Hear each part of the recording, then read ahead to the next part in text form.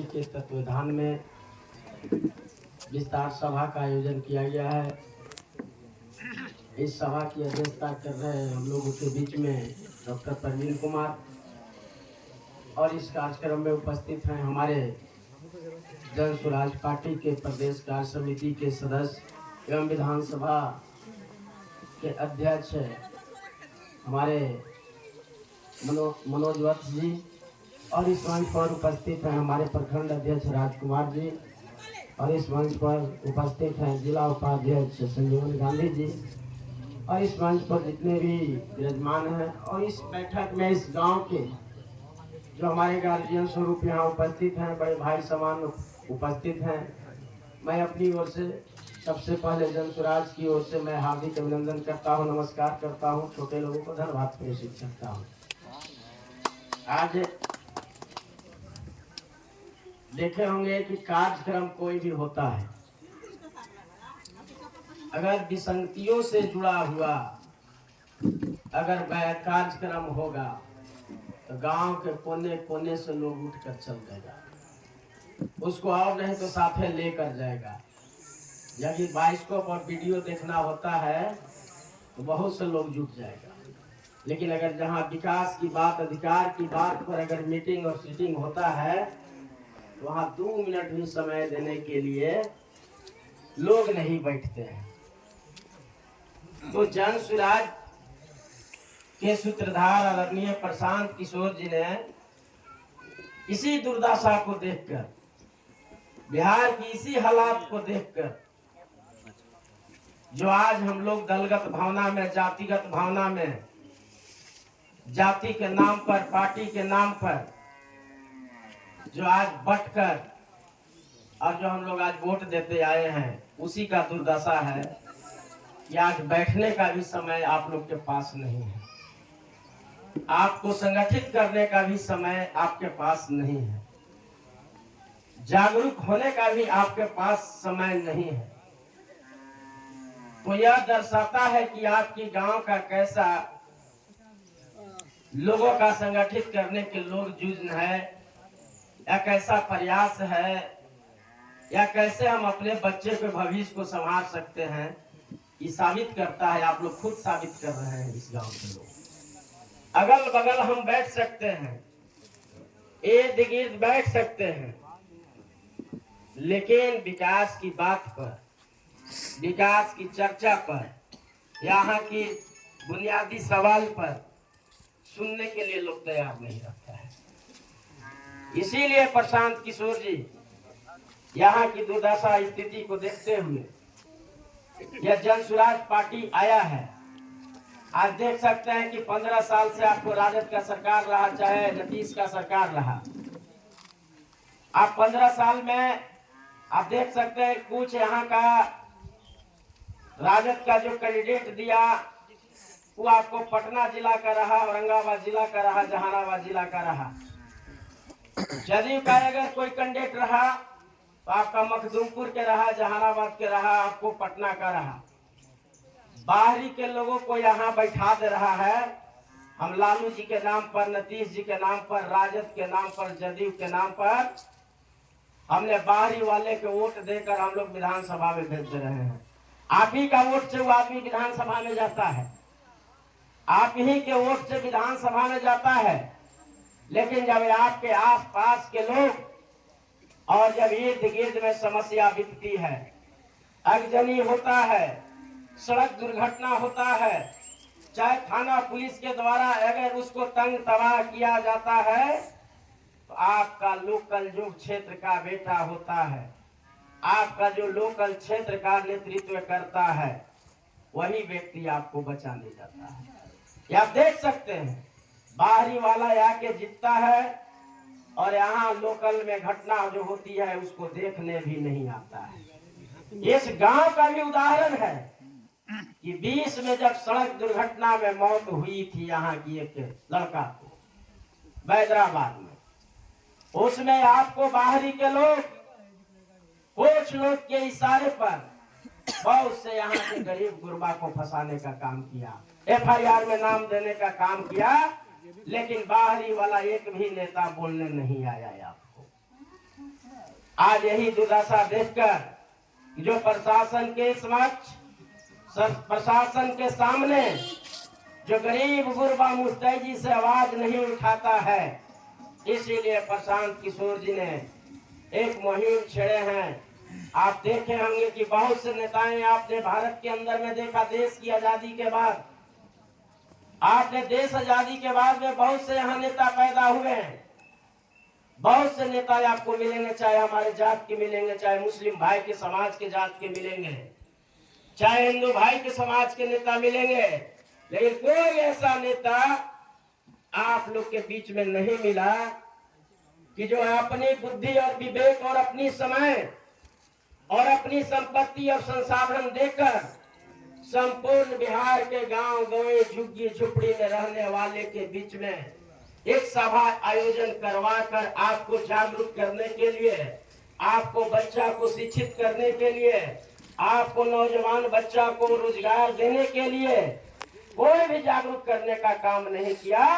अगर वह पहला कदम अभी उठाए हैं तो भारत के अंदर में अगर खोजिएगा तो आदरणीय प्रशांत किशोर ने एक घर पहुंचने का काम कर रहे हैं कि जन स्वराज आपको बताने आया है कि आप अपनी लड़ाई को अगर लड़िएगा, लाठी से लड़िएगा तो जेल में जाइएगा, गोली से लड़िएगा तो जेल में जाइएगा, लेकिन जन स्वराज कहता है कि ना हमको लाठी से लड़ना है, ना हमको गोली बंदूक से लड़ना है। मेरा जो लड़ाई होगा वह कलम से होगा, मैं उसको कलम से कुचलने का काम करेंगे, लाठी गोली से नहीं कुचलने का काम करेंगे। यह जन स्वराज का संदेश है।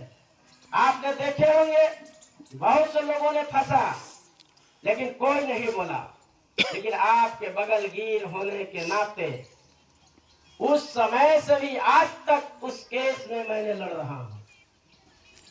बहुत से आपने ये भी देखा कि पिछले साल में आपको अलावल चक बस्ती बिघा कटेसर के लड़का तेलपा थाना अध्यक्ष के द्वारा एक आर्म्स एक्ट के तहत फंसाया, पाइन से निकाला, बैग में पिस्टन और तीनों लड़का पर मर दिया। यही लड़का ने चोरी किया है, यही लड़का ने लूटकांड किया है। जो लड़का का नौकरी लगा था उसको भी फंसाने का काम किया। कोई भी यहाँ का एमएलए अगर गया, चाहे आरजेडी का एमएलए हो, चाहे आरजेडी के सहयोगी का एमएलए हो, चाहे यहाँ का एमपी हो, उसका गार्जियन को जवाब यही मिला, कटेसर का हो चाहे आपका बस्ती बिघा के पता करिएगा, दोनों जगह का हमारा जो एमएलए है वो आपका दूसरे जिला का निवासी है। उन्होंने एक लाइन में जवाब दिया कि तुम्हारा बेटा अगर गलत किया है तो जेल जाएगा। उससे पूछना चाहते हैं, जन स्वराज पूछना चाहता है, एक पाइन में गाड़ते किसने देखा कि वही तीनों लड़का गाड़ा? उस पाइन से अगर पिस्टल निकालते देखा तो किसने देखा किस लड़का के सामने निकला? लड़ाई हमने लड़ा और उसको साबित किए। जिस चौकीदार को उन्होंने गवाह बनाया था कि इसके सामने यह पिस्टल निकाला गया, जिसको मैंने जब सूचना के अधिकार में प्राप्त किया चौकीदार का हिस्ट्री, तो जिस दिन का घटना दरोगा ने दिखाया कि यह जो है से 2:30 बजे दिन का है, लेकिन वह चौकीदार का ड्यूटी 10 बजे से 4 बजे तक बैंक में ड्यूटी था, वह आरटीआई के तहत प्राप्त हुआ। उस दरोगा ने जिसको चश्मदीद गवाह बनाया वह बैंक में मिलता है कागज पर, और फर्जी केस करके लोगों को फंसाया। पता कीजिएगा उस दरोगा के खिलाफ ये रंजय कुमार ने उस लड़का को कहा कि तुम्हारा खर्चा नहीं होगा, इससे लड़ने के लिए आप गरीब जैसा नहीं लड़िएगा। उसको घर में घुस के 12 बजे रात को दहेज का चढ़ा हुआ गाड़ी को पकड़ कर ले गया। उसको माता पिता को पीटा, उसका भाई को पीटा और जेल भेजने का काम किया। उसकी लड़ाई हम लोगों ने लड़ा। आज अंतोगत यदि पेपर पढ़ते होंगे तो आज के पहले 7 दिन पहले पेपर में पढ़ लीजिए, और दरोगा पर कोर्ट के माध्यम से एफआईआर हो चुका उस दरोगा भी आकर बेल लेगा और तीनों लड़का बरी होगा और दरोगा जो है केस लड़ेगा। तो हम लोग लोकल का ही लोग ने अति किया। अगर मैं नहीं रहता तो तीनों लड़का या जेल में रहता। पता करिएगा, तो आपका घर का बेटा चाहे अंधा होगा या लंगड़, आपका प्यारा वही होगा, बाहरी आपका प्यारा नहीं होगा। ये बहुत से उदाहरण है। लेकिन हम लोग आज जो है, अगर जिस तरह की हम लोग चश्मा लगाएंगे उसी तरह की चश्मा हमसे दिखाई देगा। लेकिन जो वास्तविक चश्मा होता है, जो वास्तविक दर्पण होता है, जो वास्तविक शीशा से दर्पण बनता है, जिसकी अगर दिल में खोट नहीं होगा, जिस तरह से आप आध्यात्मिक रूप में भी आप देख सकते हैं कि अगर ईश्वर में यदि अगर प्रकाश में खोट होता तो पैसा के बदौलत भी जो प्रकाश है केवल अमीरों के घर में प्रकाश जाता, गरीबों के घर में प्रकाश नहीं जाता। लेकिन प्रकाश ने कहता है कि मैं सबको एक समान देखने का काम करेंगे। यह देखने की चीज है। हम लोग हमेशा अरवल विधानसभा को चाहे लालू जी के नाम पर, चाहे नीतीश जी के नाम पर हम लोग इजारा पता करते आए हैं और बाहरी के घर के बेटा को आप विधानसभा में भेजने का काम किए हैं। तो हम लोग यही चले हैं कि हमारा बाहरी नहीं, हमारा घर का बेटा होगा, चाहे जिस समाज से बेटा होगा, हम उस बेटा को भेजने का काम करेंगे जो हमारा विधानसभा में हमारा अधिकार का बात करेगा, कानून का बात करेगा, वैसे को भेजने का काम करेंगे। चुनाव के समय में आपने हमारे झंडा में देखे होंगे, एक हमारे महात्मा गांधी जी का है, दूसरा हमारा डॉक्टर भीमराव अम्बेडकर जी का है। आखिर क्यों?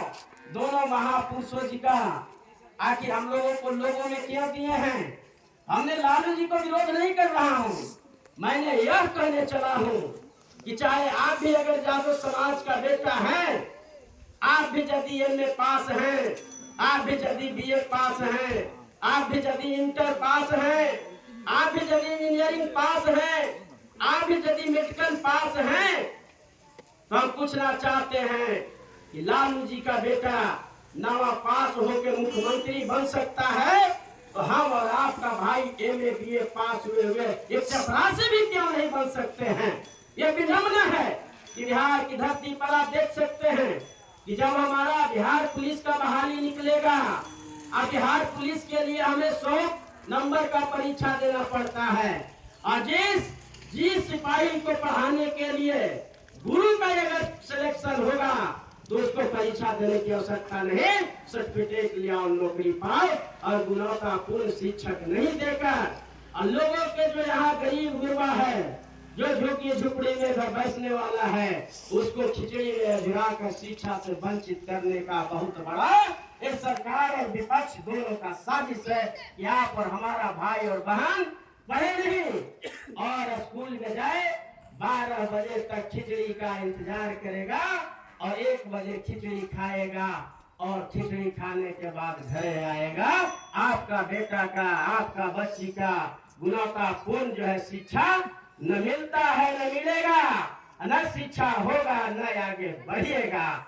यदि शिक्षा अम्बेडकर जी के पास नहीं होता तो देश की आजादी के बाद भारतीय संविधान को लिखने में 2 बरस 11 महीना 18 दिन समय नहीं देते।